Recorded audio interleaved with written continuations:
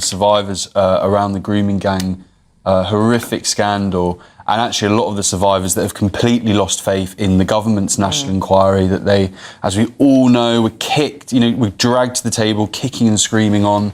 And I think, the kind of the terms of reference that we are still waiting for, which I think is, I understand that inquiries of this intensity and weight, are complex and do take time, but to not have those official terms out in terms of what we're really honing in on is laughable. That is ridiculous. It is ridiculous. And no chair, of course. We still don't have a chair.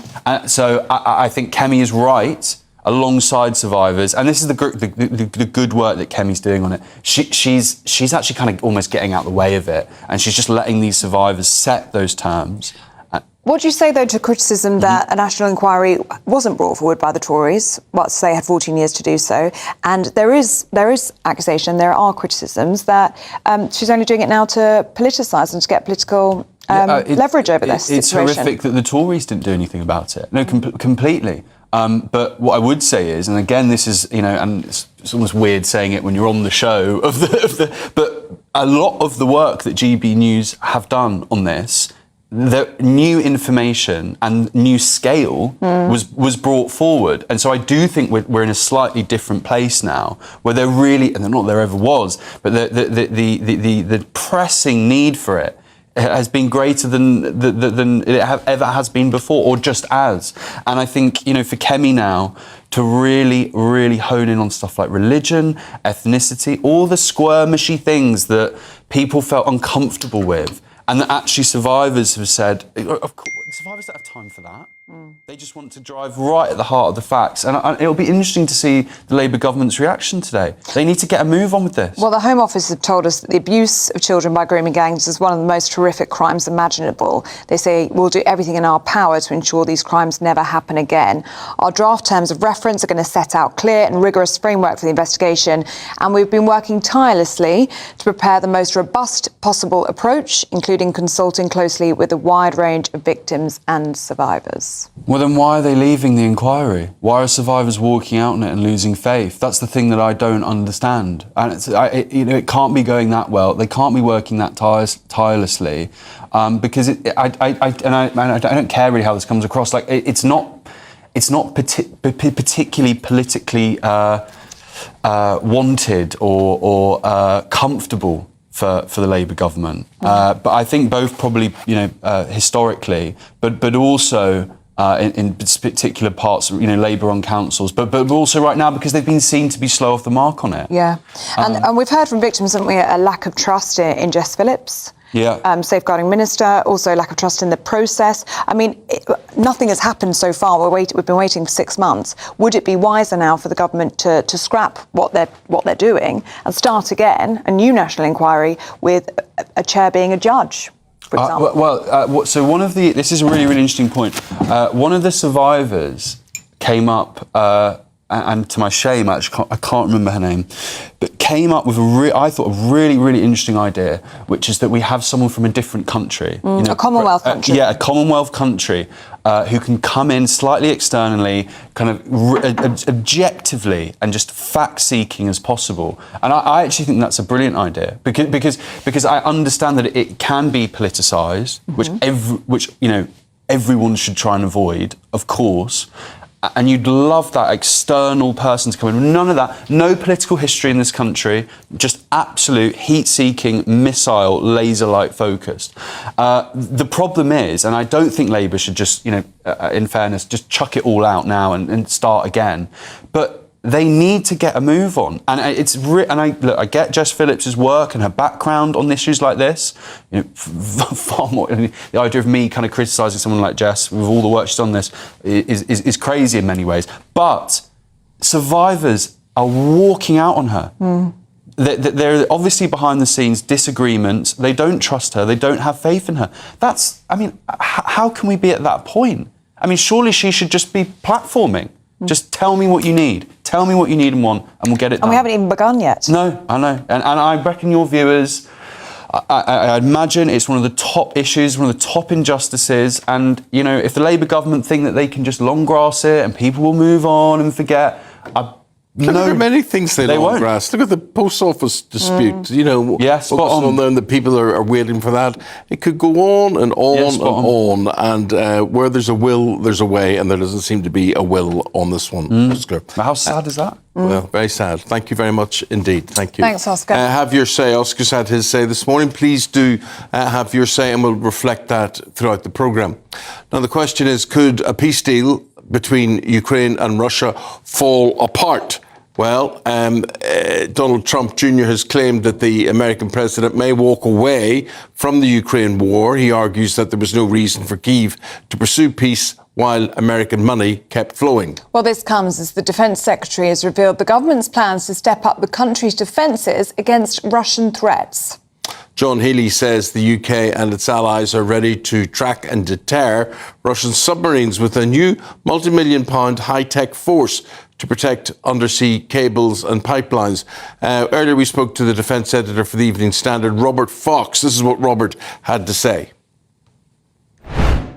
Starmer wants to look as if he's preparing for war. There's no chance he's getting involved in a war. Well, I'm not sure you're right, Damon, I'm sorry to say, because I think the Navy is preparing for something. Well, why would we don't have the resources, we don't have the money, we don't have the willpower, we don't have the strategic advantage.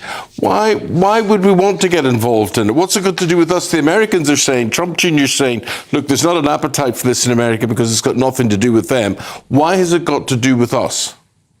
Because it's the security of Europe, and if you read the reports on the Skripals and a lot more, and think Jaguar Land Rover and the cyber attack there, we're certainly Russia, and particularly its less declared military activity, is certainly not friendly towards us, Eamon. Can we talk about this Atlantic Bastion programme? Because we've heard so much, haven't we, about the Russian spy ships like the Yantar being near or in British waters. And now we're hearing a little bit about what the government might have planned in terms of our defence of our undersea cables. Tell us a bit more.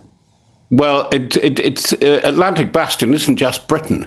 There are very important allies involved in this, particularly maritime allies. That's virtually most of the Northern European NATO alliances and navies. It's actually quite cheap, the things that they're going to do. They're going to put drones in the water, underwater, where British technology has been quite good to track particularly Russian submarine activity, which is seen as very threatening to underwater cables, communication cables, but particularly infrastructure, oil and gas lines. This is being taken very seriously. It'll be the keynote speech of the new head of the Navy, and they are getting these systems, as was demonstrated to media at the end of last week. They're going to be up and ready by Christmas, the first lot. But there is great concern because, yes, you cited, I think it was Eric Trump that has been saying, we're going to step back. Why should we support Ukraine? There is a great deal of concern about the kind of deal that America, and it's only America, seems to be discussing with Russia. Robert Fox speaking to us a little bit earlier on Breakfast. Speaking to us right now about the weather situation, and let's go and find out. Here's Jonathan. Expect warm spells with the odd rude interruption. Box Boiler sponsors the weather on GB News. Hello there, a very good morning to you. This is your GB News weather update provided by the Met Office. We do have some quite notably wet and windy weather set to arrive later on today, with this area of low pressure gearing its way up out in the Atlantic.